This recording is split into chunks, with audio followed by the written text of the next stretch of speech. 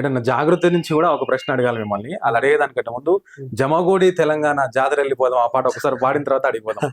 అదొకసారి అంటే ఆ పాటలు ఏం లేదు, ఒక రోజు సాయంత్రం ఇట్లనే ఇంట్లో కూర్చున్నాం, పాట ధూమ్ధాములు జరుగుతున్నాయి, బాగా డిమాండ్ ఉంటది, ఈసారి ఈ వేదికల కొత్తది వాడాలి ఎట్లా అని. అంటే సకల జన సమ్మె జరుగుతుంది కదా, చాలా రోజులు జరిగింది కదా. అవును, ఏమో ఉట్టినే జస్ట్ ఇట్లా పదాలు వేసుకున్నాం. జమగూడి జాతర వెళ్ళిపోదాం, తెలంగాణ ఉద్యమాల ఉరుసుకెళ్ళిపోదాం, తెలంగాణ ఉద్యమాల ఉరుసుకెళ్ళిపోదాం. రామ రామ ఉయ్యాలో, రఘవ రామ ఉయ్యాలో, జనం గదిలే ఉయ్యాలో, జెండాలెత్తే ఉయ్యాలో, మంది గదిలే ఉయ్యాలో, మద్దతు తెలివే ఉయ్యాలో, అక్కలు గదిలే ఉయ్యాలో, అన్నలు గదిలే ఉయ్యాలో, బోనాలెత్తి ఉయ్యాలో, అక్కలు గదిలే ఉయ్యాలో, బతుకమ్మలు ఉయ్యాలో, బరులు తీసే ఉయ్యాలో, ఎడ్లు గదిలే ఉయ్యాలో, ఏకమయ్యి ఉయ్యాలో, బండ్లు గదిలే ఉయ్యాలో, బరులు తీసే ఉయ్యాలో, సపరేటు రాష్ట్రం కై కాంచిగొట్టి సవాలి సీటు కొట్టి సింధులేశ సిగమూగే జాతర చల్. జమగూడి జాతర వెళ్ళిపోదాం, తెలంగాణ ఉద్యమాల ఉరుసుకెళ్ళిపోదాం, తెలంగాణ ఉద్యమాల ఉరుసుకెళ్ళిపోదాం, తెలంగాణ.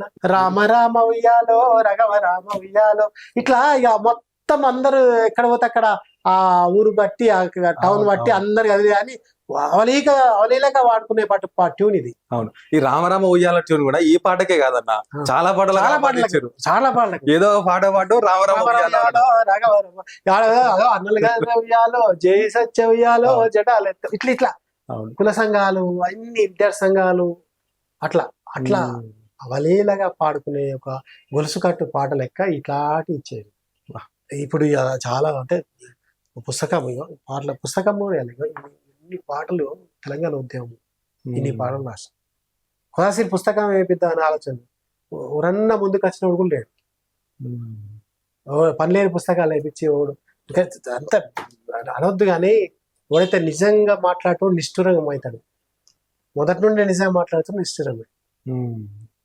ఒకప్పుడు తెలంగాణ వచ్చిన తర్వాత కవులుగా వాగ్గేయకాలని చెప్పుకుంటాడు వాడు, మన బొంద కవులు, వాడు బొంద వాగ్గేయకాడు. వాడు ఏం రాసిండే ప్రజల ఇప్పుడు ఉదయం ఇక్కడ పేపర్ ఈ పెన్ని పెట్టు, సబ్జెక్ట్ చెప్పు, ట్యూన్ కట్టు, రాస్తాను, నేను రాస్తే వాడు రాస్తాను. మనకేం రాదు వాడు వాగ్గేయకాడు అని పిలుస్తారు. ఎట్లా అండి, ఎట్లా సాధ్యమైంది? అంటే మీలాంటి వాళ్ళకి అది జీర్ణించుకోలేకపోతారు. కానీ అవతల ఏం చేస్తారంటే మేము కవులము వాగ్గేయకారులం అని ఒడియాలు చేసుకుంటూ బాంచనగిరి చేసుకుంటూ పోవాల్సిన స్థాయికి పోతూనే ఉన్నారు. ఇప్పుడు మీరు అన్నారు కదన్న, ఇందాక నాకు బాధ అనిపించింది, ఈ పాటల బుక్ ని ముందుకు తీసుకురావాలంటే కూడా నీకు సపోర్ట్ తెలియదని చెప్పేసి అన్నారు. అంటే మీకు అనిపించింది ఎప్పుడన్నా ఇన్ని సంవత్సరాల ఉద్యమం వల్ల గిన్ని పాటలు రాసి ఏందిరా మన జీవితం ఇంతవరకు వచ్చింది, అవసరం మనకి ఇంకేదన్నా చేసుకుంటే మంచి స్థాయిలో ఉండేటోని కదా అనిపించింది ఎప్పుడన్నా? అనిపించింది. నేను అప్పుడు ఎన్జిఓలో వర్క్ చేసుకున్నప్పుడు, తర్వాత వెలుగు సిసిలో ఉంటాయి మన పోస్టులు అప్పుడే కదా, వెలుగు కమ్యూనిటీ కోఆర్డినేటర్స్. ఓకే, మా ఎన్జిఓలో ఉన్న వర్క్ చేసిన వాళ్ళంతా మన అప్పుడు వచ్చిన కరెక్ట్. ఇప్పుడు మేము చేసిన ఎన్జిఓలో పనిచేసిన వాళ్ళంతా మిత్రులంతా అటు వెళ్ళిపోయారు. అంటే ఇక్కడ బాగా అనుభవం ఉంది కదా, ప్రజలతోటి చేసిన, అటు వెళ్ళిపోయి వాళ్ళు ఎగ్జామ్ రాసి అటు వెళ్ళిపోయారు, మనం ఇటు వచ్చినాం.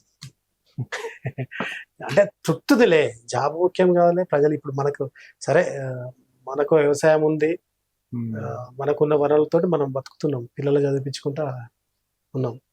కానీ ఎందుకు అంటే ఎందుకు మనల్ని ఇట్లా వెనకకి నెట్టేసిండ్రు అని ఒక బాధ ఉంటుంది.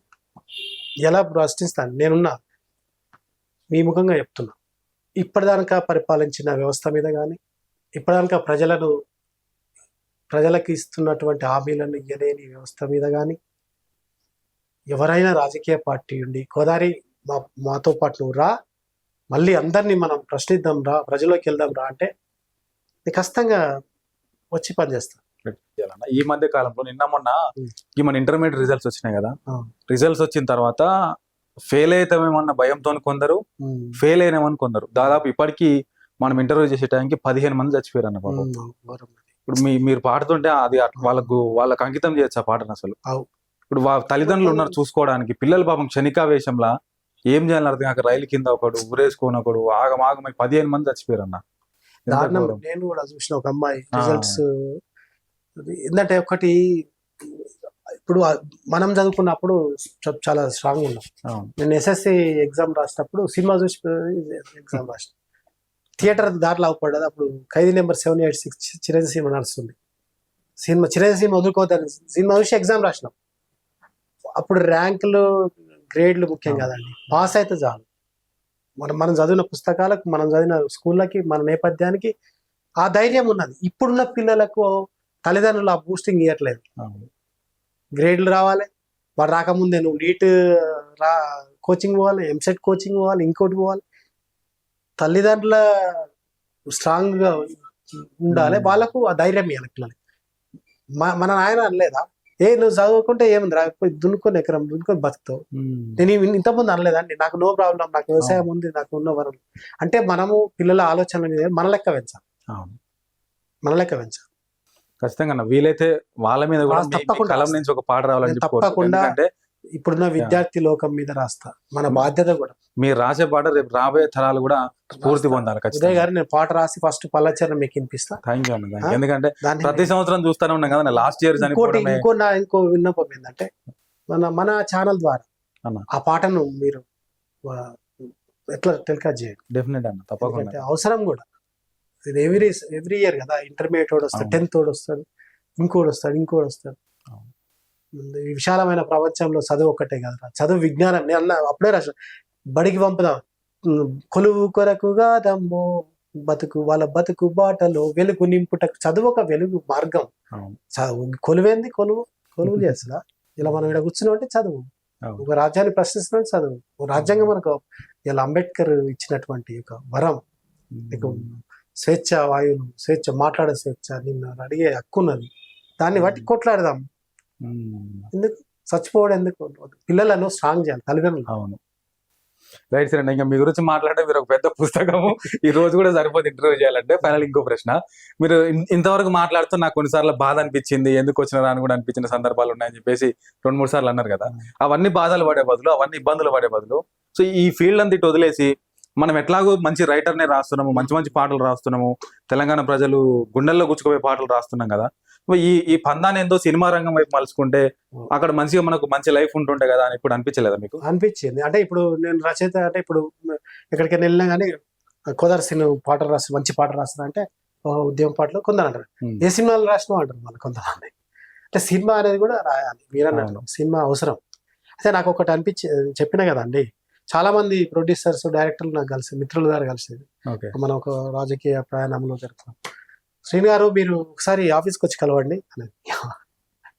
నేనేం కలవాలి రాయన కాడికి వచ్చి?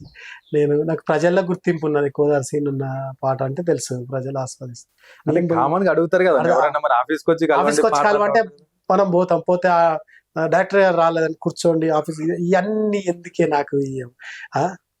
మీరు అన్నట్టు సినిమా పాట రాస్తేనే రైటర్ అని ఉంటే సరే. అట్లా నాకు నచ్చిన నారాయణమూర్తి గారి సినిమా, మహానుభావుడు సినిమా, ఆయన పాటలు, ఆయన సినిమాలు చూసే ఇట్లా అయిన వాళ్ళం. ఆ మహా నటుడు, మహా గొప్ప డైరెక్టర్ తోటి 2 సినిమాల్లో చేసినాం, వీర తెలంగాణ, పూర్ తెలంగాణ. తను నా పాటను అసైదులారతి తను యాక్ట్ చేసిన, అంతకంటే నాకేమి గుర్తాయి సినిమా. నేను సినిమా రంగం గురించి మీరు చెప్పారు కాబట్టి, నేను రాసిన పాట వీర తెలంగాణలో నేను అసిస్టెంట్ డైరెక్టర్ కూడా అవకాశం ఇచ్చిండు నారాయణమూర్తి గారు.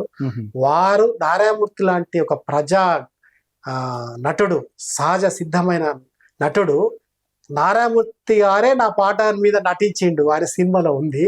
అంతకంటే నాకేం ప్రమోషన్ కావాలి? రియల్ స్టార్ కదా ఆయనే. అవును, నారాయణమూర్తి అంటే తెలియనోడలేడు పల్లెలల్లా, 2 రాష్ట్రాలల్లా. అంత గొప్ప నటుడి కాడ, డైరెక్టర్ కాడ చేసిన, నా పాట అక్కడ చేసిన. ఇంకా అంతకంటే నాకు ప్రమోషన్ ఏంది? నేను కూడా సినిమా రైటర్నే, గొప్ప చెప్పుంటా. నారాయణమూర్తి గారి సినిమాలో పూర్ తెలంగాణ, వీర తెలంగాణలో వర్క్ చేసిన.